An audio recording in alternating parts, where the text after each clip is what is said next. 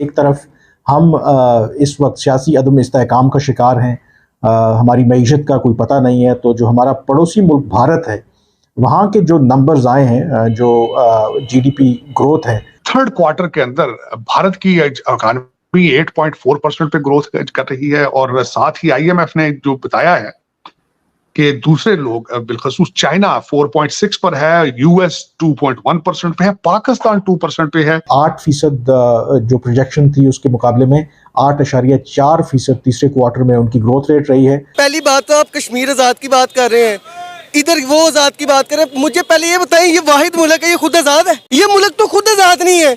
ये हुई ना हक और सच की बात। अच्छा, ये हुई ना हक और सच की बात। ये मुल्क तो खुद आज़ाद नहीं है, ये मुल्क खुद आज़ाद हो। यही वजह है कि जब आपके मुल्क में एक पॉलिटिकल स्टेबिलिटी होती है, ऐसा नहीं है कि भारत के अंदर इश्यूज नहीं है, बहुत से वहाँ पर इश्यूज हैं, बट अगर आपके मुल्क में एक कंसिस्टेंसी होती है। बिल गेट है यहाँ पे आए हैं, और जो आने की भी वजूहत बताना, जो जामनगर में जहाँ अंबानी फैमिली का वेडिंग हो रही है, मेरा ख्याल उसमें आए होंगे, लेकिन कल वो डॉक्टर जयशंकर साहब से मिले हैं।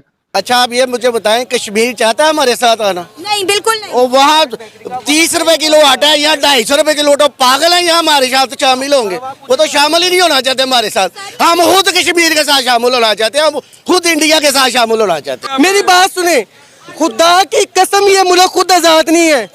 ये फलस्तीन वाला हिसाब यहाँ पे है, वो जान से मर रहे हैं, हमें तड़पा तड़पा के मार रहे हैं।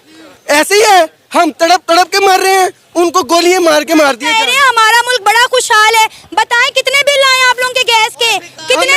मैं बताता हूँ, मेरे घर में वजीर आज़म भिखारी है, हम कैसे आ गए? हम भिखारी तो ये खुद है। आगे आए सर, आगे आए जी। ये देखें, ये मार्केट के नौजवान है। आए आए बताएं, ये नौजवान हमारे कह रहे थे कि यहाँ पे कोई मसला नहीं है, तमाम बड़ा खुशहाल मुल्क है हमारा प्यारा पाकिस्तान। इनको आते होंगे कहीं से, इनको कहीं से आते होंगे। वैसे ये भिखारियों का मुल्क है। हमारा वजीर आज़म कहता है मांगता नहीं हूँ मैं, मजबूरी है। इनको मजबूरी के बगैर मिल जाते होंगे। नहीं। जय हिंद दोस्तों। तो जैसा कि पाकिस्तानी मीडिया चर्चा कर रहा है कि पाकिस्तान की जीडीपी 2% के हिसाब से बढ़ रही है और भारत की जीडीपी रिकॉर्ड तोड़ चुकी है, 8.4% की रफ्तार से बढ़ी है। और ये रिकॉर्ड भी तोड़ने के लिए भारत सरकार बहुत तेज़ी से काम कर रही है कि हम 2 डिजिट में, अभी तो 1 डिजिट में है और वो भी दुनिया में सबसे ज़्यादा है, तो इसे 2 डिजिट में कैसे ले आ जाए। देखिए, कोरोना भी आया, फिर रूसी यूक्रेन का युद्ध आ गया, कई तरह की घटनाएं, अभी हूती रेड सी में गड़बड़ कर रहे हैं, तो वहाँ पर भी व्यापार में काफ़ी नुकसान हो रहा है।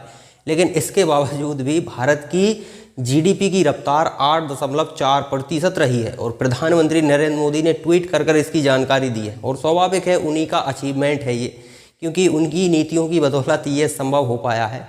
नहीं तो आप देखिए, भारत में कुछ ऐसे बुद्धिमान लोग हैं, वो कह रहे थे कि अगर 4% भी जीडीपी रफ्तार रह जाए तो ये चमत्कार होगा।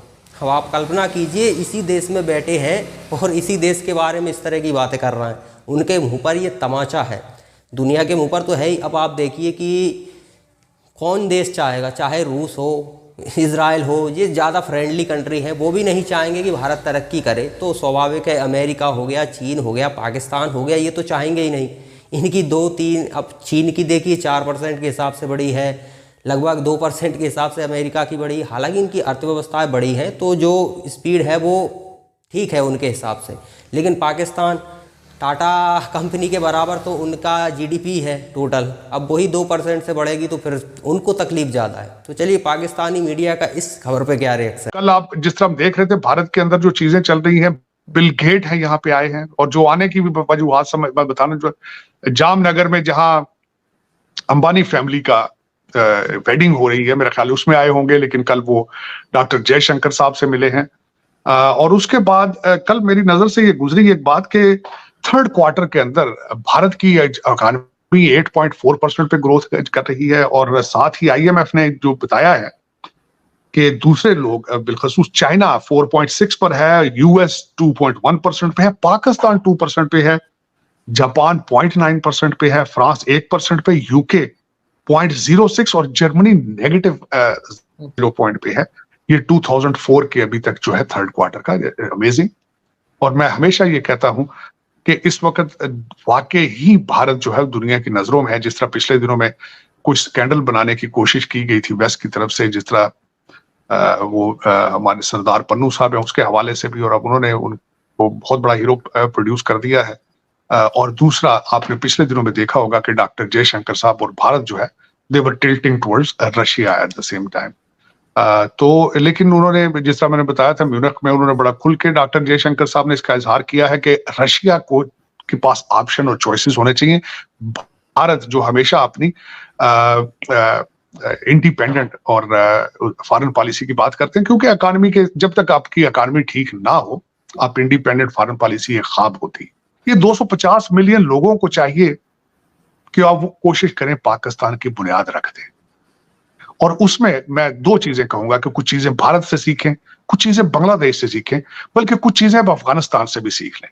अब भारत से क्या सीखना चाहिए? सबसे पहले मैं हम्बल रिक्वेस्ट करूंगा, इंग्लिश और मैथ पे तवज्जो दें। Pakistan institute of information technology की बुनियाद रखें कहीं।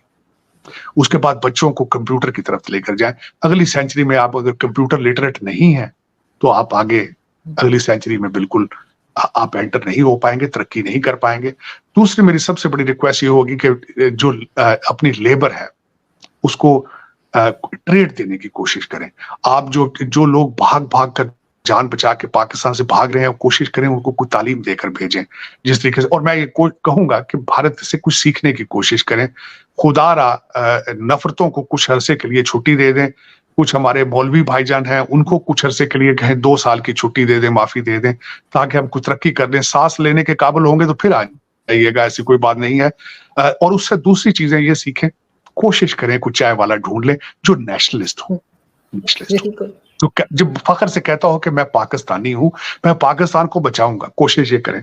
तो दोस्तों ये बड़ा अचीवमेंट है। क्यों अचीवमेंट बड़ा है? क्योंकि कोरोना आता है, लॉकडाउन लगता है, लॉकडाउन में अर्थव्यवस्था बिल्कुल पूरी तरह से चौपट हो गई थी, वहाँ से उबारा है। उसके बाद भी देखिए आपकी कोरोना से जैसे ही उभरे तो रूसी यूक्रेन का युद्ध चालू हो गया।